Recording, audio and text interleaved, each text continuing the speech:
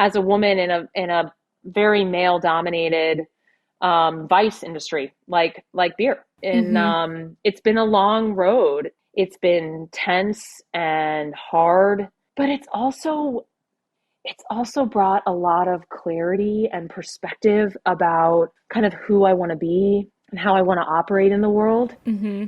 And I would say the most important thing about this job is that I have to prioritize bringing other people along the way. Community and women, I mean, it doesn't mean anything unless I am positively impacting other people. And so you're fired. Get out of here. Right? Right? President Obama is the ex-president. And Mr. Trump, for the moment, steps solution for Alissa Heinerscheid, the woke vice president of marketing for Bud Light, or should we say former vice president of marketing for Bud Light.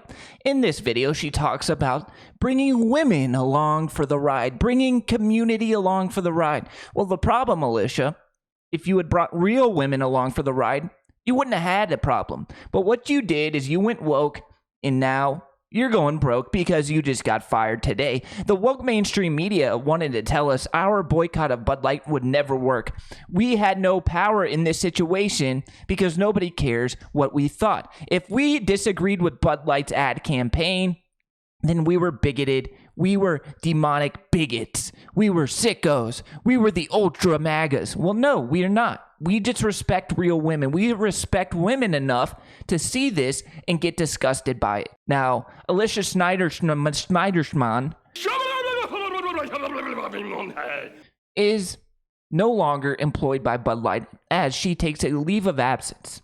I believe this is a forced leave of absence, and she will no longer be employed by Bud Light. We are seeing headlines break this morning. The Bud Light senior marketing executive behind the controversial Dylan Mulvaney ad campaign has taken a leave of absence, according to a report.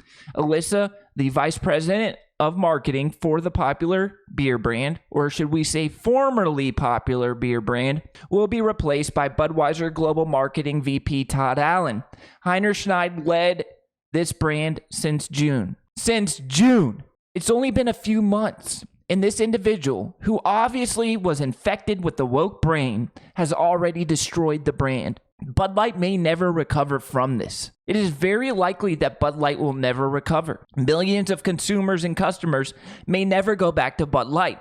And it's all due to the fact that one individual who came into this company, infected by the woke ideology, wanted to be inclusive. And inclusivity is not the problem. If they had put a black man on the can, a black woman, an Asian woman, a white woman, nobody would have cared. Nobody would have cared. But the fact that she went down to the delves of disrespecting women, she went down and went to the hierarchy of victim ideology, victim politics, and the mountaintop, and she found that person, and she put that person on the can, and that person disrespects actual women, and that's what has millions of Bud Light consumers pissed off. And the woke mainstream media wanted to tell us that this would never work because we control nothing. We have no power. We are just the peasants on the outside looking in.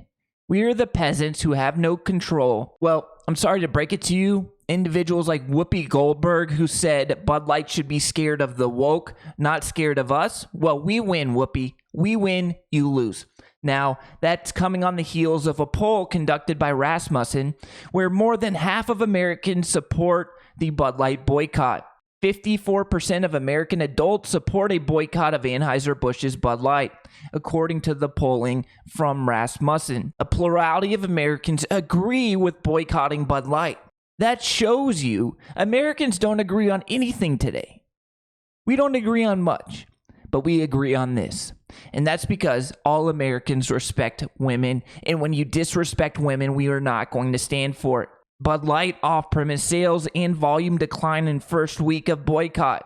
Impact rough, not catastrophic, my ass. You don't fire your VP of marketing. This is bad for Bud Light. They're going to have to pay this lady millions of dollars. This lady, Alissa Heinerscheid, is not going to be suffering financially. I'm sure she has a golden parachute a severance package that is going to pay her millions of dollars. She lives in a $7 million luxury penthouse. She's not going to be struggling. But in order for Bud Light to do this, they were going to feel immense backlash from the woke media.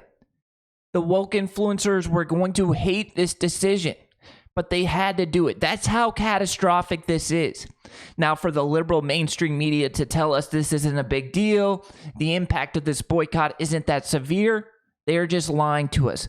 This is a huge deal. Bud Light is suffering. You go to concerts and you see Bud Light sales falling off a cliff. Football games, basketball games, baseball games, Bud Light is not selling. Gas stations, grocery stores, it is just sitting on the shelves and rotting. Americans for once united behind a cause, and that cause is protecting our women's rights. And we will stand on that hill, and we will fight for the rights. We will fight for the right. You gotta love it. Alissa Heinerscheid out at Bud Light. My personal opinion, this is not enough. This is not enough. In order for Bud Light to win me back as a customer, they're going to have to come out against the woke, trans-affirming ideology. And then I would come back. If they released a statement saying that affirming ideology is not part of our values, we apologize. We fired Alissa Heinerscheid because she went rogue and she produced this ad campaign without our knowledge. If they came out with a statement like that, and then they donated a bunch of money to Trump's 2024 campaign, I'll come back. But until that day, I'm not coming back to Bud Light. And let me know what you're doing. Let me know in the comments if you're coming back, what it would take for you to come back. I love you guys, and I'll catch you in the next video. Until next time, peace.